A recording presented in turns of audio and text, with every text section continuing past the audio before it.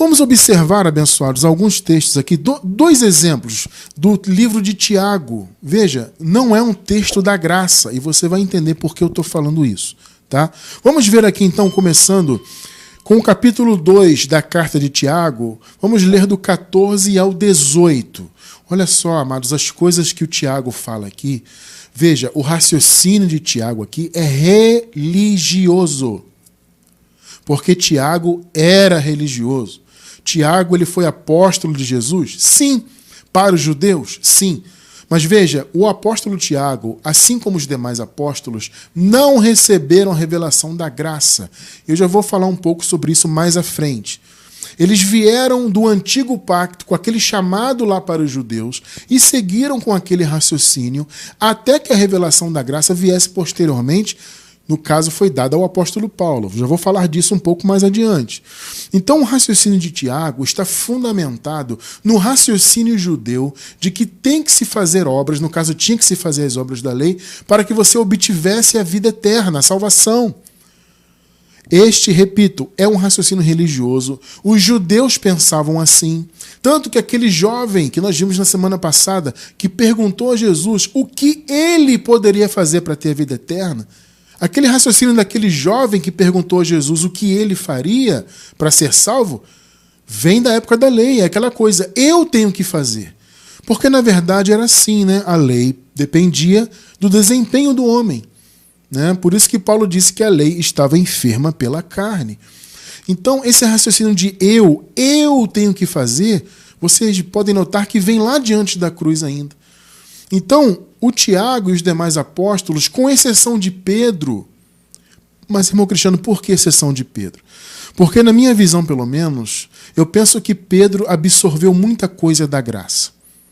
Porque Pedro, ele andou com o apóstolo Paulo alguns dias, e o próprio Pedro, inclusive, cita o apóstolo Paulo em uma de suas cartas, e ele diz assim, o nosso irmão Paulo, que ensina algumas coisas que são difíceis de entendermos. Ou seja, o que isto nos mostra? Que de fato Pedro andou com Paulo e ouviu da boca de Paulo a revelação da graça. E pelos escritos de Pedro, nós conseguimos observar muitas coisas da graça, muitos elementos da graça. Então, eu particularmente penso que Pedro absorveu muita coisa da graça que Paulo falou. Mas os demais apóstolos, veja, eu não sei, gente, se posteriormente o Tiago obteve revelação da graça e caminhou em graça. Eu não sei, porque a Bíblia não relata. Entende? Nem Tiago, nem João, nem os demais. Eu não sei. Nós temos a informação de Pedro, que esteve com Paulo, e, repito, observamos em suas cartas filigranas da graça que naturalmente Pedro recebeu do apóstolo Paulo. Só que a visão de Tiago, repito, era uma visão religiosa. Tanto é verdade que Tiago e aqueles que eram seus discípulos chegaram a dizer para Paulo assim, Paulo, você prega contra a lei, que ninguém tem que praticar a lei, nem mesmo os judeus. Só que veja, Paulo, há muitos judeus que creem em Jesus e todos são zelosos da lei. Ou seja, gente, este registro histórico deixa muito claro que para Tiago era natural alguém crer em Jesus e seguir cumprindo a lei. Gente, eu não estou inventando isso, amado. Entende? Não foi um livro que eu escrevi e inventei essa história. Está registrado na Bíblia. Então, se na visão de Tiago e de seus discípulos era natural alguém viver cumprindo a lei, mesmo depois de receber Jesus, o conhecimento de Jesus, etc., ou seja, mesmo depois de entender que Jesus era o Messias, significa que o raciocínio de Tiago era religioso. Então, o Tiago coloca este raciocínio aqui. Veja, deixa eu falar um pouquinho do contexto. No início do capítulo 2 da carta de Tiago, Tiago começa falando algo muito bom. E aqui entra, inclusive, aquela questão de reter o que é bom, né? Porque Tiago tinha a visão religiosa, assim como João, que nós observamos também João escrevendo coisas sobre o pecado totalmente contrárias à graça, porque era uma visão religiosa. A gente consegue observar Tiago com a sua visão religiosa aqui, só que no início ele fala de algo muito bom, e aí, repito, entra a questão de reter o que é bom. Nós temos que reter o que é bom. No início, o Tiago fala, aqui no início do capítulo 2, né, ele chama a atenção dos irmãos ali, naturalmente eram judeus, né, era alguma congregação composta por judeus, e aqueles irmãos estavam privilegiando pessoas com bens materiais. Ou seja, quando alguém chegava ali na reunião daquela congregação e tinha uma aparência de rico, tinha um anel de ouro, uma vestimenta, né, que apontava riqueza, então aquelas pessoas eram privilegiadas, aquelas pessoas eram colocadas em locais de destaque na congregação. E aí o Tiago, corretamente, chama a atenção daqueles irmãos. Olha, vocês não podem agir assim.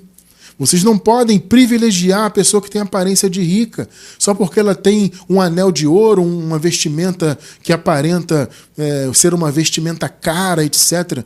Não, não façam isso. É muito bom esse ensinamento de Tiago. Porém, o Tiago inclui a lei. Porque ele fala assim, ó, vocês não conhecem a lei, vocês têm que cumprir a lei. Então, se vocês privilegiarem as pessoas que são ricas em detrimento de quem é pobre, vocês não estão usando de misericórdia. E a misericórdia é um elemento da lei. Em outras palavras, é isso que o Tiago fala, né? Então, o Tiago fala, se vocês cumprem o não matarás, não adulterarás, mas vocês não usam de misericórdia, vocês estão errando em relação à lei. Vocês estão sendo culpados de toda ela. Então, vocês podem notar que Tiago, ele evoca a lei. Porque eles eram judeus ali. Evidentemente, Tiago estava escrevendo para judeus, cumpridores da lei. Como eu disse, para o Tiago e seus discípulos, era natural alguém crer em Jesus e continuar debaixo da lei, diferentemente do que a graça ensina. Então, o Tiago começa muito bem falando sobre isso, só que ele coloca a lei no negócio, né? Vocês têm que observar a lei, porque se vocês não cumprirem, o juízo virá e vocês serão réu do juízo. Em outras palavras, né? Ele fala isso, ou seja, vocês têm que ter cuidado com isso, porque a misericórdia faz parte da lei. Amar o próximo, ele cita isso, né? Até porque Jesus ensinou, né? Que o amar o próximo fazia parte da lei. Mas veja, ele coloca isso como se estivesse dentro da lei. O Tiago não fala do ponto de vista da graça, porque a visão dele, repito, é religiosa. Então, nesse capítulo 2, ele começa muito bem, mas ele coloca a lei. E, gente, você vai ler no capítulo 2, é ladeira abaixo. Só que, veja, o sistema religioso fica se apoiando nisso, gente. Eles ignoram o sistema religioso, ele ignora o que Paulo falou sobre justificação, sobre salvação pela fé, sem obras. Gente, o sistema religioso ignora solenemente isso. E eles se apoiam mais no que o Tiago disse e escreveu. Por quê? Porque é interessante para eles. A religião ela depende do desempenho humano, gente. Eu venho falando isso ao longo de vários estudos, né? Eu venho citando isso e é uma grande verdade. A religião depende do desempenho do homem. Então, se você diz que não é pelas obras, não é pela lei, pela religião, pelo esforço humano, isso tira as bases da religião. Por isso que a religião odeia o evangelho da graça. Por isso que eles se apoiam mais do que o Tiago falou do que Paulo falou. Então, a maioria ignora o que Paulo falou, outros não ignoram, mas ficam tentando fazer uma equivalência. Existe uma visão teológica que diz que o que Paulo falou e Tiago falou é a mesma coisa, só que Tiago estava falando perante os homens, Paulo perante Deus. Bobagem teológica. O que Tiago fala aqui sobre salvação e justificação é totalmente contrário do que Paulo falou e você vai observar isso comigo agora. Primeiro vamos começar com tudo que o Tiago falou. 14. De que adianta, meus irmãos, alguém dizer que tem fé se não tiver obras? Gente, isso é uma visão religiosa. Você não tem que absorver isso aqui. Eu estou lendo isso aqui apenas didaticamente. Tá?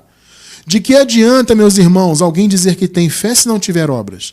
Acaso a fé pode salvá-lo? Olha a pergunta de Tiago.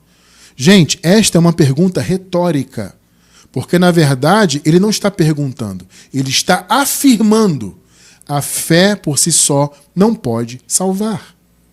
Então está muito claro que ele está relacionando obras com salvação. 15 e 16. Vamos lá, com calma. Se um irmão ou irmã estiver necessitando de roupas e do alimento de cada dia, e um de vocês lhes disser, vá em paz, aqueça-se e alimente-se até satisfazer-se, sem porém lhes dar nada, de que adianta isso? Meus amados, Tiago está corretíssimo. Mais uma vez, é o que eu falei sobre reter o que é bom. É claro que você não vai ver uma pessoa precisando de comida e vai dizer, vai lá se alimentar sem dar nada para ela. Isto é uma coisa óbvia. Só que o problema aqui que o Tiago está colocando, na minha visão é um grande problema, é que ele coloca isto como a causa da justificação e da salvação. Vou repetir, é evidente que você vai ver uma pessoa passando frio, passando fome, e você pode ajudar, você não vai simplesmente bater no ombro dela e vai lá que você vai se alimentar aí, beleza. Não existe isso. Se você pode ajudar, você vai ajudar. Percebe? Então isso é uma coisa óbvia. O problema não é isso. O problema é você colocar isto como a causa. Percebeu? As obras não são a causa da justificação, consequentemente da vida eterna. Elas são a consequência. Diferentemente do que Tiago está apontando aqui. Percebe? Então, se você, por exemplo, hoje ajuda alguém, você mata a fome de alguém, você dá um casaco para alguém para que alguém não passe frio, você não está fazendo isso para ser salvo. Ou não é isto que vai te salvar. Não, você já é salvo, sempre salvo. E você faz esta obra como consequência do seu chamado de filho. Então o problema do que Tiago aponta aqui é colocar essas obras, boas obras, ou obras religiosas, como ele fala no contexto, né, sobre a lei, colocar isto como a causa da vida eterna. 17. Assim também a fé por si só, se não for acompanhada de obras, está morta. Esta é a visão do sistema religioso hoje, porque eles se apoiam nisso. Só que, amados, vou dizer para vocês, a fé sem obras não está morta. Não para trazer vida eterna. Mesmo porque, repito, já nascemos com a vida eterna.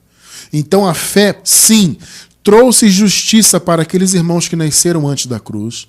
E a fé que é do Senhor Jesus, note que não é a nossa fé, é a fé do Senhor Jesus, nos permitiu nascer, depois da obra consumada, já com todas as promessas cumpridas, com todas as bênçãos concedidas, consequentemente com a vida eterna já concedida também.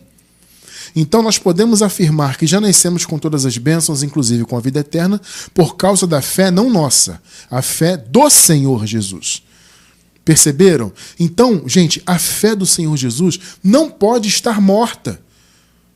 Vamos falar mais um pouco disso à frente. 18. Mas alguém dirá, você tem fé e eu tenho obras. Mostre-me a sua fé sem obras e eu lhe mostrarei a minha fé pelas obras. Observe o argumento do Tiago aqui. É uma questão de mostrar fé. Notem, abençoados, que isso é algo muito religioso. Vocês já notaram isso? Já notaram que o religioso ele tem essa necessidade de mostrar obras? Está muito claro, então, que é uma visão religiosa. Eu mostro a minha fé pelas obras. Isso, para mim, até parece aquela altivez religiosa, né? Eu mostro as minhas obras, por meio das minhas obras você vê a minha fé. Veja, só que o chamado do Filho de Deus não é mostrar obras para se gloriar de nada. Como se a obra trouxesse algum benefício para si, né? No caso, a vida eterna, a salvação, a justificação. É uma visão religiosa.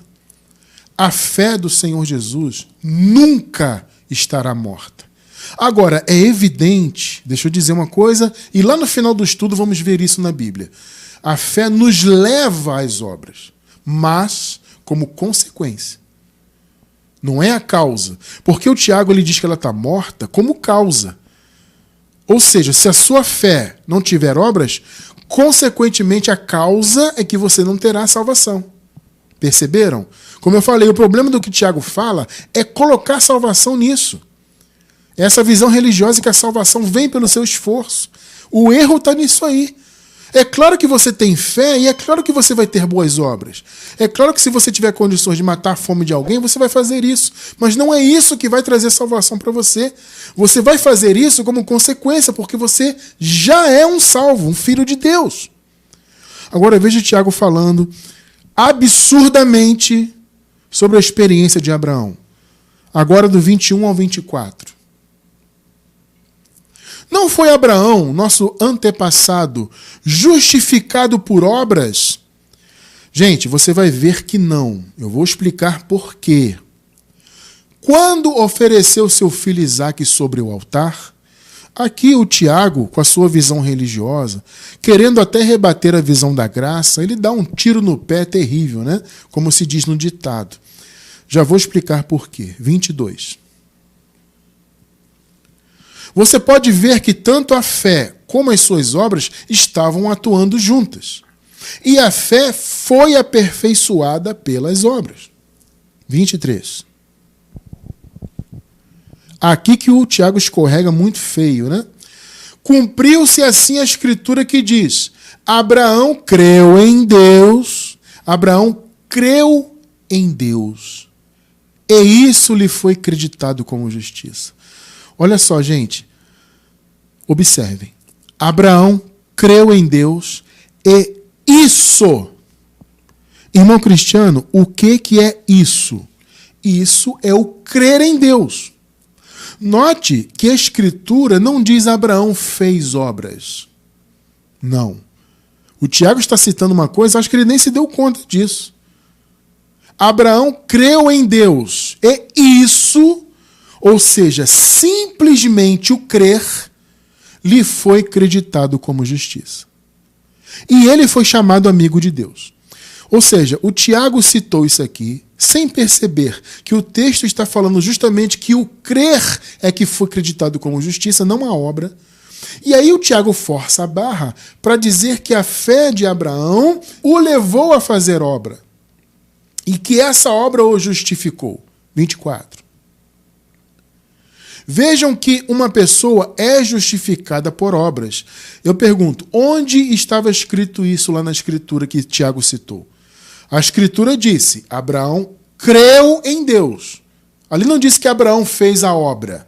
Abraão creu em Deus.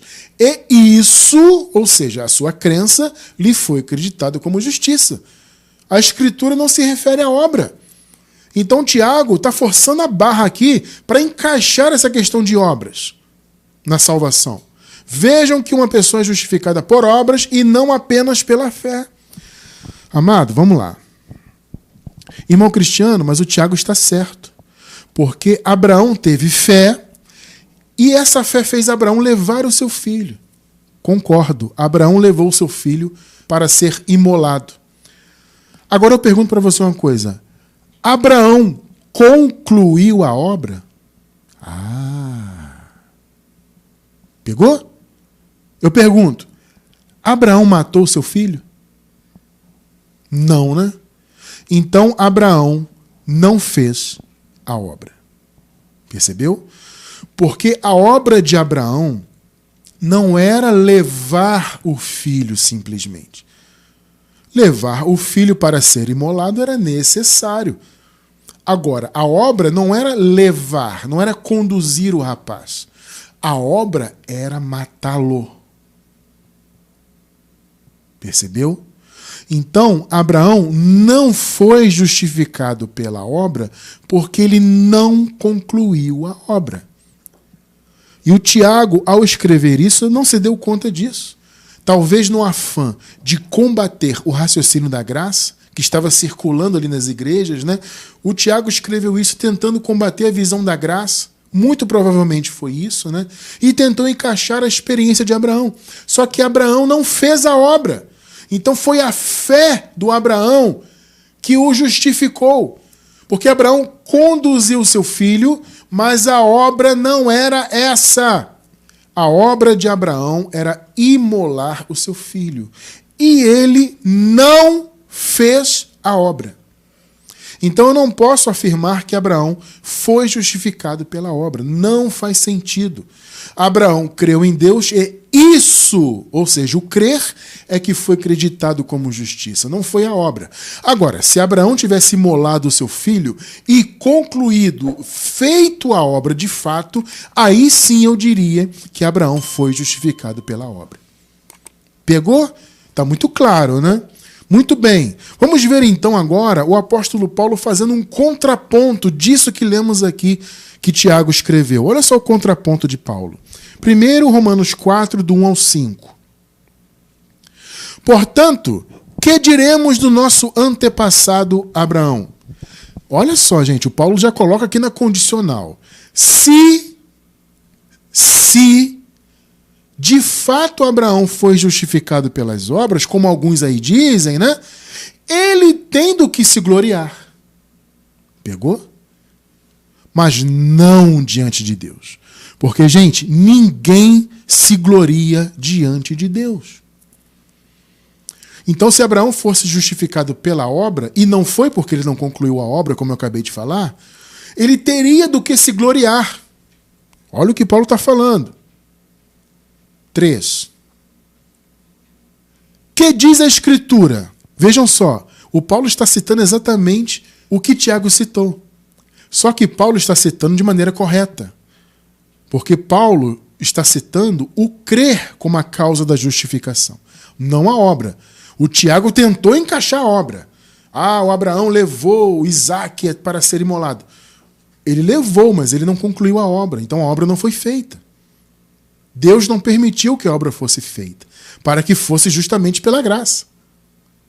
Que diz a Escritura? Abraão creu em Deus e isso, o crer, lhe foi creditado como justiça. 4. Observem o 4, gente. Olha o detalhe do 4. Ora, o salário do homem que trabalha... Ué, irmão Cristiano, o que tem a ver trabalho, salário?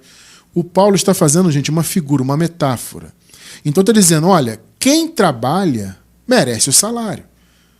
Esse trabalho aqui, no caso, é uma alusão às obras, boas obras e obras religiosas. Então Paulo está dizendo, o salário do homem que trabalha não é considerado favor.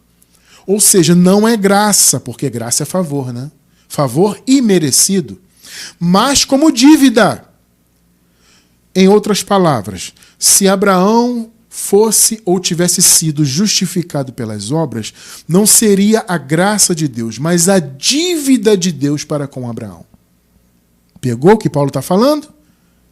Então, se é um resultado, ou seja, se a justificação é um resultado da obra, sejam obras da lei ou obras religiosas, então, na verdade, a vida eterna não seria a graça, ou pela graça, mas sim uma dívida. Pegou? 5. Todavia, há aquele que não trabalha, ou seja, que não tem obras, o sentido aqui é esse, né? Mas confia em Deus, que justifica o ímpio. Irmão Cristiano, Deus justifica o ímpio? Como assim? Gente, aqui Paulo está se referindo aos filhos da salvação que viviam na impiedade antes da cruz, porque estavam debaixo do pecado. O ímpio aqui não é aquele que nasceu para a perdição. O Paulo está falando dos filhos da salvação, repito, que viviam na impiedade. E todos viviam antes da cruz, porque todos os filhos estavam debaixo da lei e, consequentemente, debaixo do pecado. É o que Paulo está falando aqui, tá? Todavia, aquele que não trabalha, ou seja, não tem obras para apresentar, para se justificar por elas, mas confia em Deus que justifica o ímpio, sua fé lhe é acreditada como justiça. Pegou? É a fé, que é a fé de Abraão e a fé do Senhor Jesus, que é agora a nossa fé que Ele nos deu. Então a capacidade, gente, é toda dele, de Jesus, de Deus. Não é a sua capacidade nem a minha. Então não é a obra. Olha o que Paulo falou, se fosse pela obra, então seria como se fosse um salário. Não seria pela graça, seria uma dívida de Deus. Só que Deus não tem dívida com ninguém. Então a justificação e a vida eterna foram dadas 100% pela graça. E Paulo segue, vamos ver aqui do 13 ao 16. Não foi mediante a lei, olha só o que Paulo está afirmando, ou seja, não foi por obras religiosas. Não foi mediante a lei que Abraão e a sua descendência receberam a promessa de que ele seria herdeiro do mundo, mas mediante a justiça que vem pela fé, unicamente pela fé. Irmão Cristiano, por que não foi pela lei? Porque Abraão viveu mais de 400 anos antes da lei. Então não foi pela lei. Abraão nunca esteve debaixo da lei. 14:15. Pois, se os que vivem pela lei são herdeiros, a fé não tem valor. O Tiago forçou a barra, né? Abraão creu em Deus, mas ele teve que fazer obra. E no contexto o Tiago cita a lei, né? Cuidado, vocês têm que cumprir a lei à risca. Se vocês falharem uma, vocês vão ser réus no dia do juízo pela lei que vocês não cumpriram. Vocês vão estar transgredindo toda a lei, etc. Então você pode observar que a visão de Tiago é totalmente contrária, é uma visão religiosa. Agora olha o que Paulo fala, a fé não tem valor se for pela lei, se for por obras, por sacrifícios, por religiosidades. Pois, se os que vivem pela lei são herdeiros, a fé não tem valor. E a promessa é inútil, porque a lei produz a ira, e onde não há lei, não há transgressão. 16. Portanto, a promessa vem pela fé. Que fé? A sua fé que você decidiu exercer em Jesus? Não existe esse conceito. É a fé do Senhor Jesus. Entende? Portanto, a promessa vem pela fé. A fé que foi de Abraão e que foi depois a fé do Senhor Jesus. Para que seja, olha só, gente, que está sublinhado na tela. Para que seja de acordo com a graça. Se é por obras, logo não é pela graça. Então, Tiago deixou muito claro que na visão dele, visão religiosa, não era pela graça. Mas sim, foi no caso, né? Pela graça. Eu digo foi porque tudo já foi consumado, né?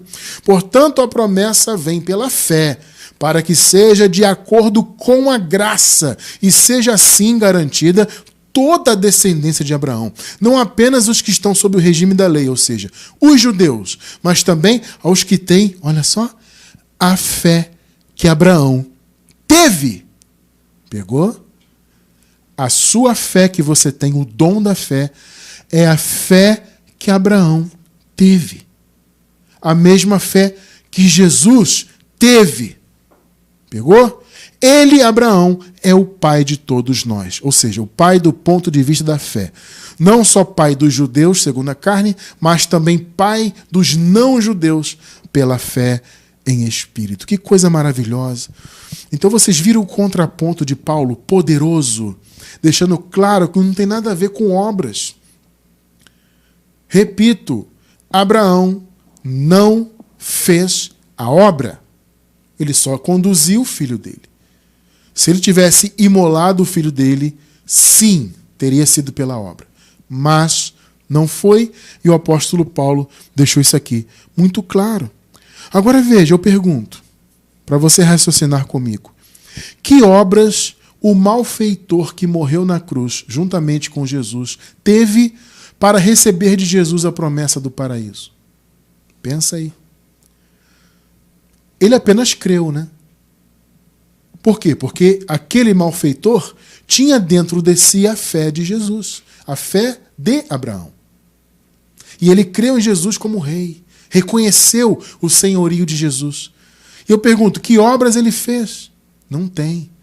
Ao contrário, ele fez o mal e estava morrendo, inclusive, por isso. É só você parar para pensar. Tá?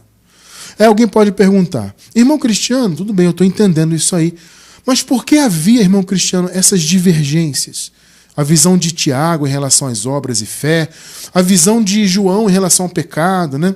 Como estudamos na nossa trilogia mais recente, vou deixar também na descrição do vídeo o link dessa trilogia sobre o pecado, onde João fala que o pecado, ou quem não tem pecado, ou quem diz, né, que não tem pecado é mentiroso, etc.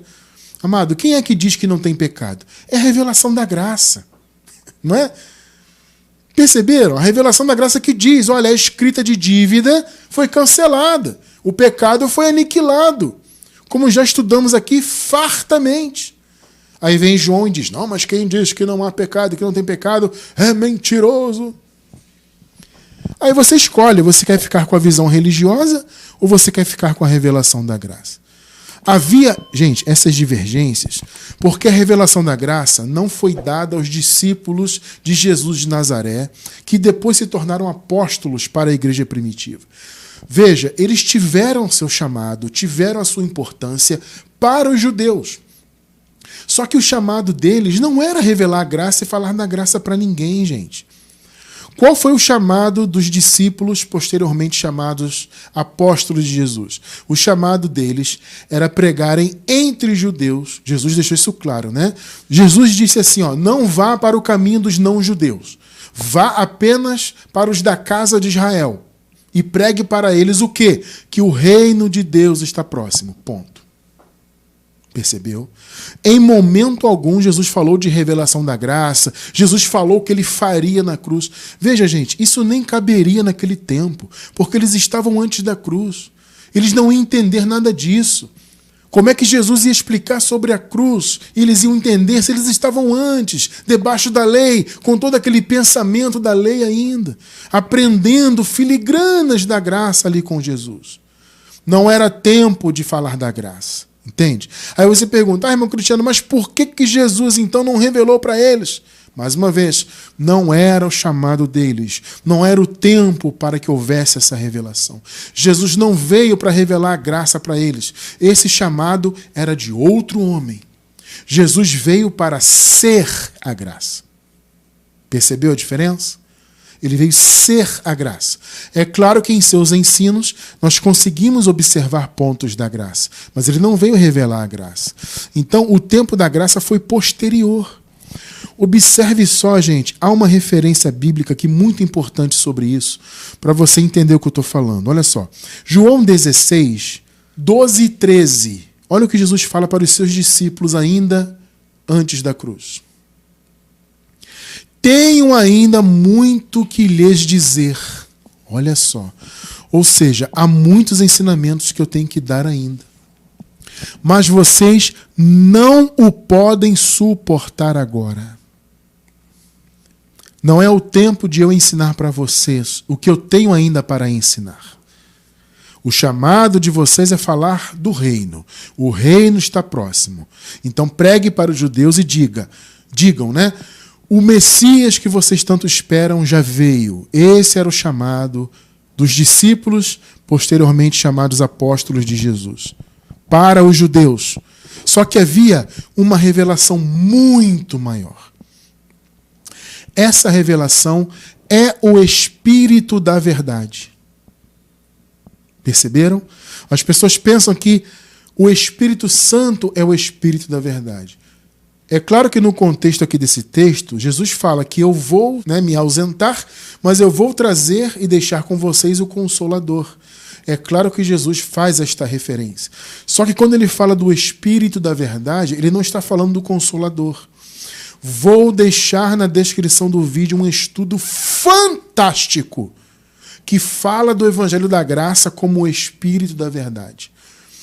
Veja bem, amados, as pessoas hoje, não conseguindo combater o que Paulo ensinou, algumas aí estão tentando desmerecer o apóstolo Paulo. Você encontra pela internet afora as pessoas com diversos argumentos. Que Paulo era um charlatão, porque Paulo não era apóstolo coisa nenhuma, porque Paulo não encontrou Jesus coisa nenhuma, era um mentiroso. Gente, deixa eu falar um segredo para vocês aqui, que não é segredo mais para nós, né?